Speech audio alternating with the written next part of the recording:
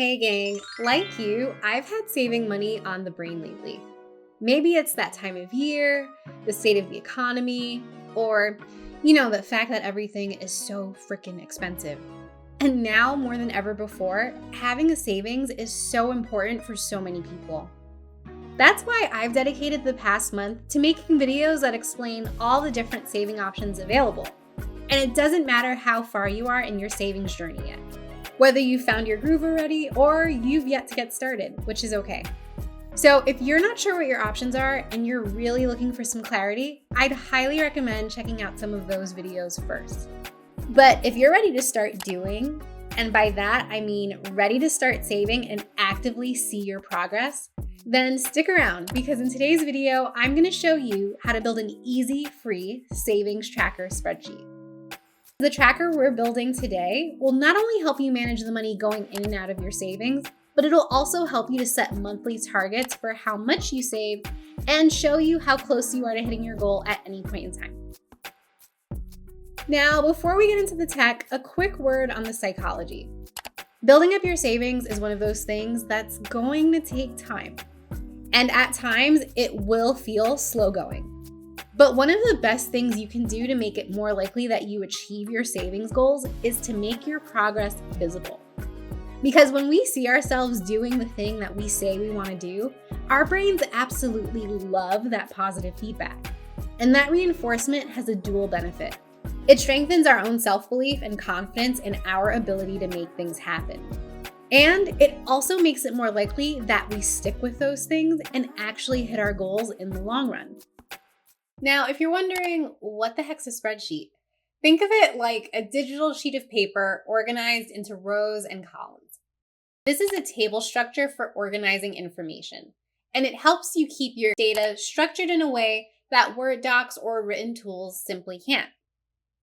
Now, in order to create your own spreadsheet, you'll need access to a platform that offers spreadsheet software. The good news is that you can do this for free as of this video with either a Google account, so if you have a Gmail, or a Microsoft account. Since I already have Gmail, I'm going to use Google Sheets for this video. Okay, now let's start by configuring the top section, which will have our savings goal. I'm going to enter $1,000 just because when you have no savings whatsoever, that's a great first number to aim for. And I'm just going to make some visual tweaks to help it stand out, like adding border lines and making sure the column widths don't cut off the text.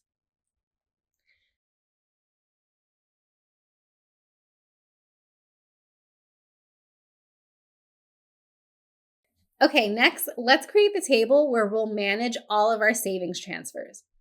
I'm going to make this a goal-based table with the assumption that we'll want to set a goal of transferring money each month. So I'll list the months in column B.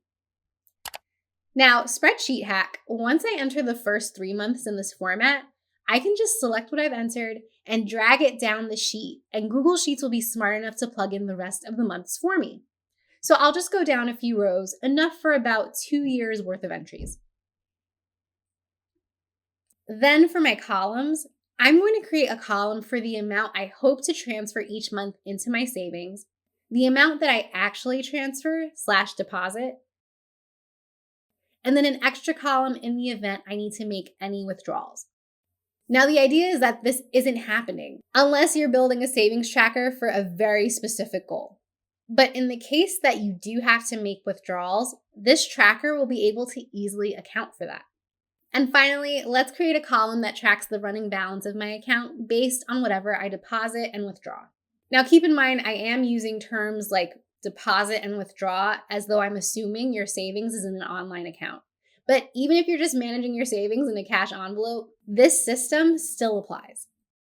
Okay, now speaking of my running balance, we'll need a place to enter the starting balance for our account. If you haven't begun saving yet, this number will be 0. But in the event you already have a few bucks in the bank, you can enter that number here and then track your progress against that starting point instead.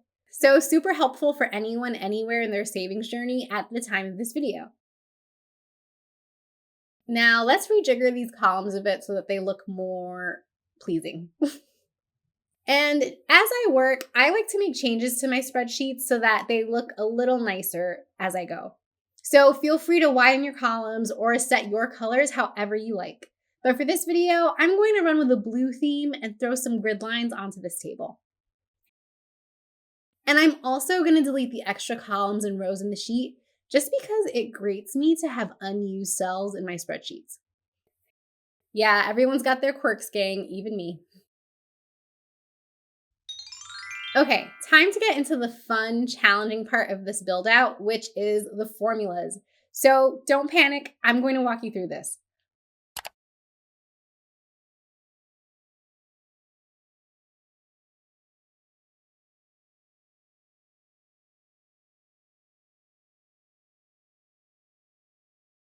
Our first formula is going to be on this running balance section.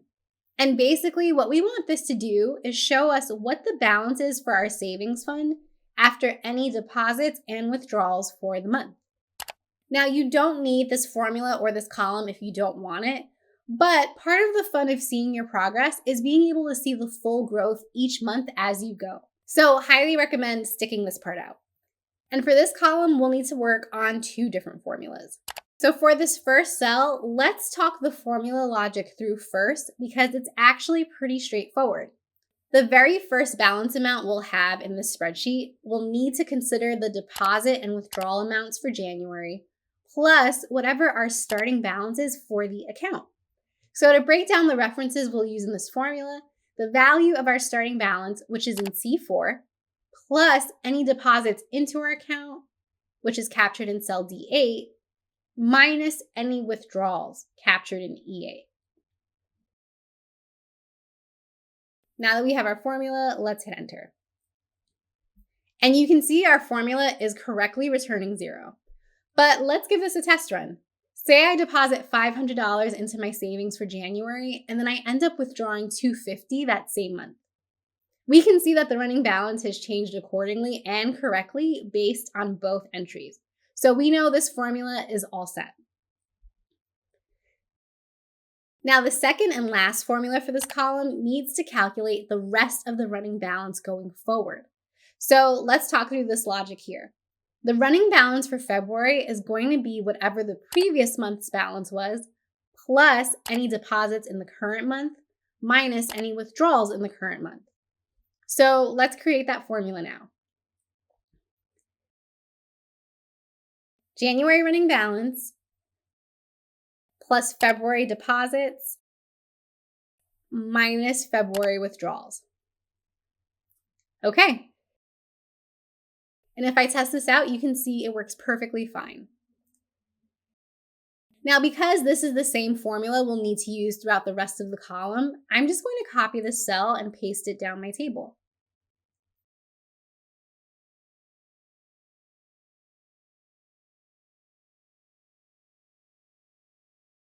And as you can see, as we move down the column, the references are changing automatically to reflect the previous month's balance plus the current month's deposits and withdrawals. Now, this next part is optional, but you'll notice that the formula is returning the same balance down the entire table. That's because all of our empty deposit and withdrawal columns have nothing in them, so it's almost like they're being counted as $0. So it's not incorrect to keep our formula this way because as you eventually update over the months, the correct balance will be reflected. But if you'd like to keep this tidy and not return a balance for a month where there isn't an entry, you can do this by making an adjustment to your formula. So let's go back in here. I'm going to put our main formula in parentheses, and then I'm going to add an if function to the start of my formula. This if function will check if there is a number entered in our amount transferred column. And in cases where it's empty, return an empty value in our running balance cell. Otherwise, if it's not empty, it will run the formula that we just built. Now let's hit enter. Okay, you can see that for February, the running balance now appears to be empty. But if I enter a number in the amount transferred column, it will calculate. Now keep in mind that if I left this column empty but added a withdrawal amount to this column, the formula wouldn't run. This is based on the logic we use for that if function, which is only checking the amount transferred column for a value. So the easiest way to get around this, if you do have a month where you only make a withdrawal and not a deposit, just add 0 to the amount transfer column. That way, the formula registers it as a number, everything runs as expected, and we don't have to be spreadsheet wizards in order to use our savings tracker. Okay, but now let's paste this new cleaner formula down the rest of our table. Okay, now let's shift gears to this target transfer amount column. This is just a way to help you stay accountable to the amount of money you want to try to save each month. I'd highly recommend starting with the default amount based on whatever you net after subtracting your expenses from your income. More on how to do this in a separate video. But even if it's not a huge amount, use this column to set a monthly goal, knowing that you can adjust for different months if needed. And then you can easily compare that to whatever you end up doing that month based on your deposit and withdrawal columns. Now, let's go back to this top section and spruce it up.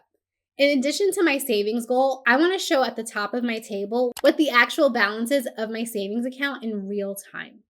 So let's create that section now and talk through this formula logic. Our balance is going to be whatever our starting balance is, plus the sum of all deposits we end up making, minus the sum of all withdrawals. So we'll plug that into our formula.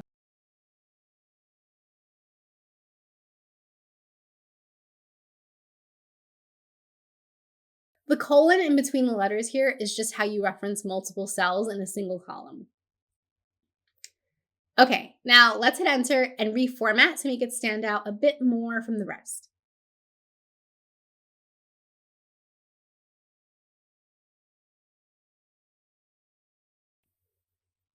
And let's give this a try. See as I add to the table below how the current balance adjusts automatically at the top, and it matches the most recent remaining balance in the table too, which is another good way to check yourself. Okay, gang, we're almost at the end. Final thing we're going to do here, let's add a chart that shows our progress to our savings goal. And to do this, we'll need two values, the current balance of our savings account and the amount remaining towards our goal. We have the former already, so now let's work on the latter.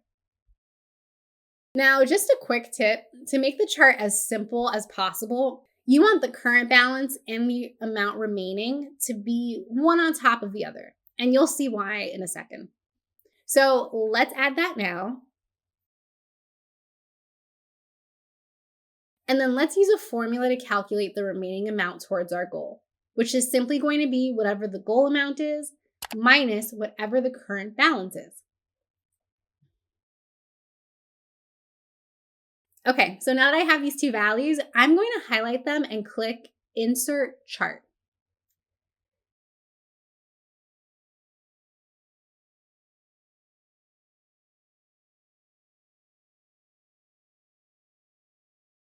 This included a pie chart by default, but if your program doesn't do this, just choose the pie chart type on the side here. Okay, and now that we have the chart, let's make some tweaks so that it looks a little nicer for our spreadsheet.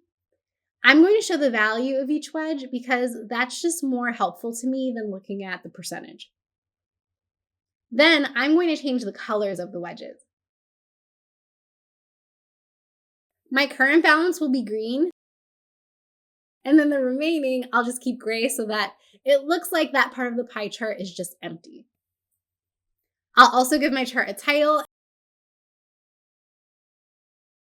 and move the legend so that it's to the right, but play around here and see what you prefer.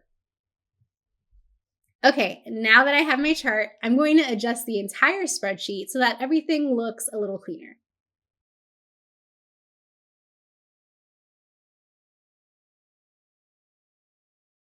I'm also going to hide the grid lines.